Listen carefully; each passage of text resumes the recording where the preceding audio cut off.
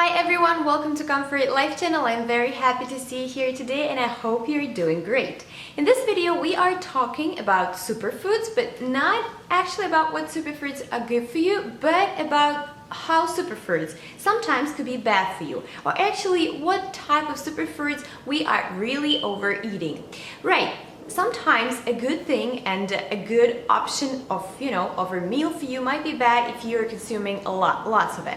So most of the good for you additives, that's what it seems to you, might cause some health problems if you are eating it more than you're supposed to.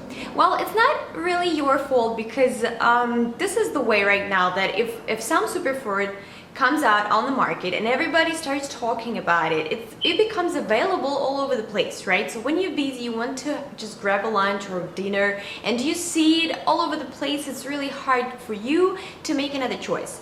Most often these superfoods are delicious, they are, fast to buy or cook, and that's why you start eating them more often than you're supposed to. So the first superfood that you might be overeating is going to be kale. I'm not going to argue here. There's hardly any food that is so rich in nutrients and antioxidants per calorie as kale. Definitely it cannot be denied. It's a very, very good food and you probably definitely need to include it into your diet. People are having several servings of kale throughout the day, and even in the restaurant menu, the different meals containing kale, the amount of them increased like 400% for the last 4 years. And of course, I'm sure either you yourself or people you might know, like they have green juices, right, with kale. First of all, it might be several green juices a day, and the amount of kale in these green juices really exceeds the amount that it's supposed to be for, say, one serving. And then you have green juice in the morning containing kale, then you have a salad at lunch with kale, and then probably you have some kale chips as a snack. So you can find kale all over the place right now. So the problem with kale is that kale contains oxalate, and that oxalate binds with calcium and might lead to kidney stones. Mega doses of kale might be a problem with people who already have kidney stones, or it might be a problem for the formation of the kidney stones. So the solution here is pretty simple. All you need to do is try to make sure that you do not have more than one kale meal a day. So you choose it for yourself. It could be either a smoothie, either a green juice, or a salad. You could definitely have other green juices throughout the day. That's not a problem. But try to minimize the oxalate-rich foods, like spinach is rich in oxalate too, to minimum. You could have any other veggies or just cucumbers. So add different stuff. Don't concentrate on kale that much. The next food that might be a problem is fortified foods. Well, I'm pretty sure that if you're shopping and you buy, boxed cereals, orange juice, or like energy bars, even water, bottled water, most of the times you could see that it's been fortified with different vitamins, right? And most of the time it contains 100% of daily value of, certain vitamin D, vitamin A, vitamin K, sometimes a bunch of them, and that might be a problem. That might be a problem for several reasons. First of all, it could be just a simple overdose of the vitamins. If you are already taking any vitamin or mineral supplements, then if you are actually having, healthy and good diet rich in these vitamins and minerals by itself. And of course, if you're having more than one meal, with fortified food meal, if you have cereals, if you have orange juice, and they are all fortified with 100% of daily value of vitamins, that's not good. Well, the solution here is definitely try to eat as many whole foods as possible, but if you still, prefer to get here and there a box of juice or energy bar, or you do like the boxed cereals, which I'm actually strongly against, try to look for those brands that are fortified not more than 50% of recommended daily value of any nutrient.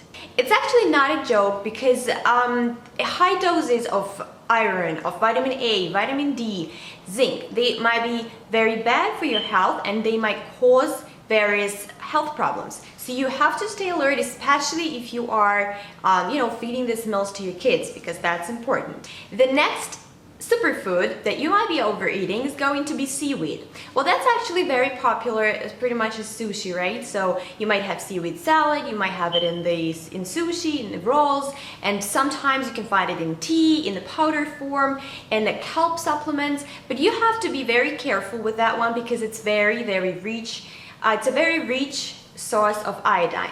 So if your doctor did not prescribe you to take any supplements with kelp or include more foods containing iodine in your diet, into your diet, you should be very careful with it.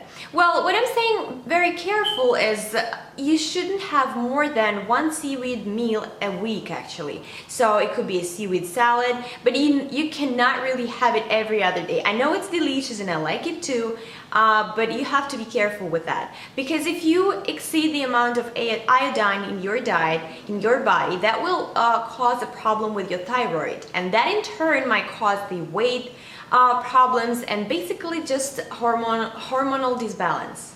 Although if you notice any fatigue or weight changes, you have to cut them off your diet completely and definitely consult with your doctor. So unfortunately, one fresh seaweed salad is more than enough that you can have a week, but I want you just to realize that it is truth, because food is medicine, and if you eat too much of it, it might become on the contrary bad for you. And while we're talking about seaweed, I probably could add another superfood that it might be bad for you, and I don't really consider it to be a superfood that much, is sushi. Well, sushi is a very simple and delicious way, although I stopped eating sushi, to really have a nice meal, right? It's fast, you think it's rich in protein, it has rice in it, so basically a very nice meal, right? But the problem we forget, and people have sushi, mostly every other day, like it's not a good option for you, because fish that the sushi is made of course we're not talking about those that are made with avocado rolls and cucumbers, I'm talking about those containing fish. Fish contains lots of mercury, and that's not a secret right now. If let's say we talk about salmon, crab, or tuna will be the fish that will be highest in mercury, and then salmon and crab are definitely better options, but you need to make sure that you're not even consuming too much of that fish. I'm not even talking about sushi right now, I'm saying just generally throughout the week.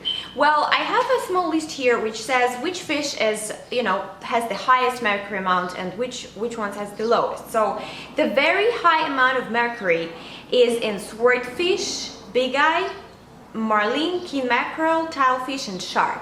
Basically, it's so high, like in mercury, that you should be completely avoiding these foods. You just don't buy them, don't cook them, you're not eating them. The next list of fish that is high in mercury is Spanish Gulf mackerel, canned albacore tuna, and yellowfin tuna. So what you could do to be on the safe side is have no more than 3 servings a month of this type of fish. The next group is going to be fish that has moderate amount of mercury, which means that you could have, you could stick to roughly 1 serving a week, and that will be canned chunk-like tuna, halibut, and Atlantic or Pacific lobster, and that's it. Yeah, so that's what it is. And the next and the last group is going to be fish that you could have, throughout the week, like good 12 ounces of fish. Making sure that this is the only seafood that you are eating, and that is going to be salmon, shrimp, crab, tilapia, North Atlantic mackerel. So that's, I think, a good knowledge, to have when you're shopping for food. I'm not saying you should avoid eating fish. Most of the fish is so rich in omega-3 fatty acids and stuff, but you have to be smart and always stay on the safe side. Definitely, if you are pregnant or nursing, you have to be even, more alert about this type of things, and make sure you don't eat too much fish that has mercury in it. So that is the complete list of superfoods which is good for you and a bit that you might be overeating. So of course, definitely make sure that you're not. Stick to the plan, always be on the safe side, and try to just see other foods around you. Good whole foods, because that might also add so many health benefits to your life. And thank you so much for watching this video. I wish you to stay very positive, happy, and definitely healthy. Put the thumbs up if you like this video, subscribe to my channel, and I will see you later.